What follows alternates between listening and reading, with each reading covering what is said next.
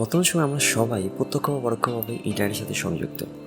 সারা বিশ্বে প্রতিটা সময়ই হ্যাকিং হচ্ছে এবং অনেক ডিভাইস হ্যাক হতে থাকতেছে।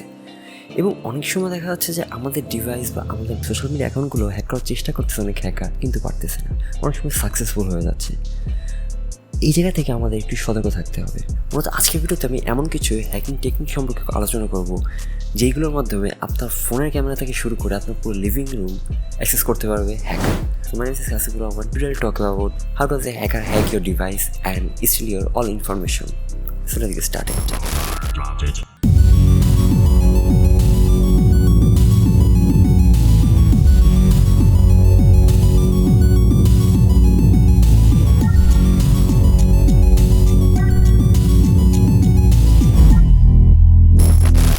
Welcome back.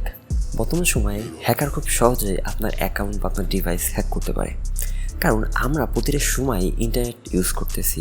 আমরা অনেক তথ্যই রিফ্লেক্ট করতেছি ইন্টারনেটে, যার ফলে সেই তথ্যগুলোর মাধ্যমেই হ্যাকার আমাদের ডিভাইস বা সোশ্যাল মিডিয়া হ্যাক করতেছে এবং সেটার মাধ্যমে হ্যাকাররা আমাদেরকে ব্ল্যাকমেল করতেছে। এখন প্রশ্ন হলো যে হ্যাকার কীভাবে আমাদের ডিভাইস বা আমাদের ওয়েব ক্যামেরা আমার তথ্যগুলো হ্যাক করতেছে। এখন তথ্যগুলো কীভাবে হ্যাক করে সেই বিষয়ে আমি অনেক আগে একটা ভিডিও দিয়েছি, আপনি এই পাশে আই বাটনে ক্লিক করে দেখতে পাবেন। সো আজকে আমি কথা বলবো যে কীভাবে হ্যাকার খুব সহজেই আপনার ডিভাইস হ্যাক করে আপনার ওয়েব ক্যামেরার মাধ্যমে আপনার পুরো লিভিং রুমটা দেখতে পারে। নর্মালি আমরা যখন এটাকে বলেছি যে আপনি যখন ইন্টারনেট ইউজ করেন তখন কোনো না কোনো তথ্য আপনি ইন্টারনেটে রিফ্লেক্ট করে রাখেন, তারপরে সেই তথ্যগুলো দিয়েই হ্যাকার অ্যাকচুয়ালি আপনার অ্যাকাউন্ট বা আপনার ডিভাইসটা হ্যাক করতেছে।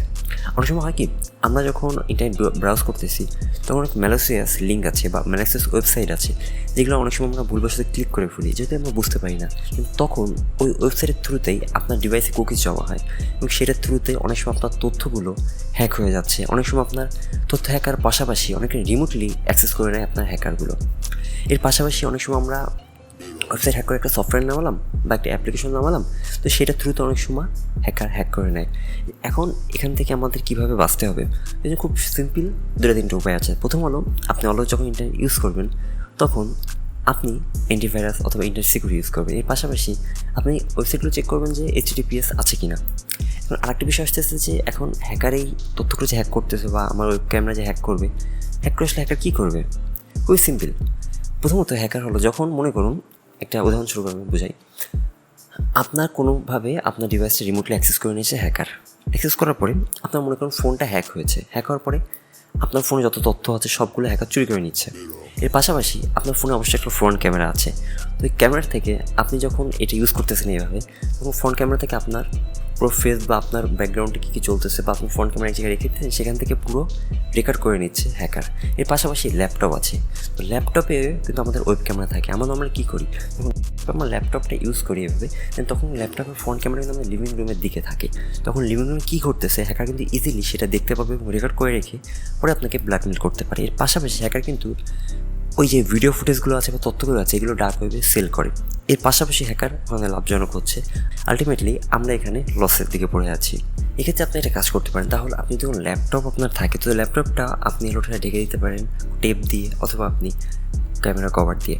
আপনি অনেক সময় খেয়াল করে দেখছেন বা অনেক সময় ফেসবুকে দেখেছেন যে ফেসবুকের প্রতিষ্ঠাতা মার্ক জুকারবার্গ অথবা গুগলের CEO, এরা অ্যাকচুয়ালি তাদের ল্যাপটপটার উপরে স্টিকার বা টেপ দিয়ে ঢেকে রাখে অথবা আলাদা ধরনের কভার ইউজ করে, কারণ কভার ইউজ করে। তারা জানে যে ইজিলি যে কোনো সময় তাদের ল্যাপটপটা হ্যাক হতে পারে, যার ফলে তারা সেটা সিকিউরিটির জন্য এই কাজটা করে।